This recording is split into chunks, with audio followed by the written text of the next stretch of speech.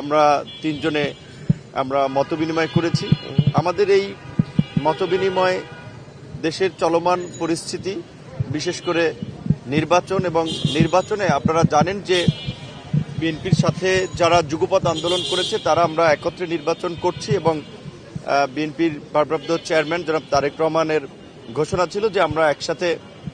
আন্দোলন, একসাথে নির্বাচন এবং একসাথে জাতীয় সরকার। তো নির্বাচনে আমরা মিত্র দল হিসেবে আমরা গণ অধিকার এবং আমরা দেখেছি যে আমাদের আরও ভ্রাতৃপ্রতিম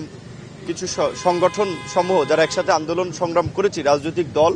সেই সমস্ত জোটে বিএনপি আমাদেরকে আসন ছেড়ে দিয়েছে বা ওই আসনগুলোতে বিএনপি প্রার্থী দেয় নাই, কিন্তু কিছু কিছু আসনে, বেশিরভাগ আসনেই বিএনপির স্থানীয় স্বতন্ত্র প্রার্থী দাঁড়িয়েছেন এবং সেটা আমাদেরকে বিব্রত করছে এবং এইটা আমাদের নির্বাচনে মাঠে একটা চ্যালেঞ্জও, সেটা আমরা যারা ভারপ্রাপ্ত চেয়ারম্যান জনাব তারেক রহমানকে জানিয়েছি এবং বহিষ্কার না করে তাদেরকে আলাপ আলোচনা সমঝোতার মাধ্যমে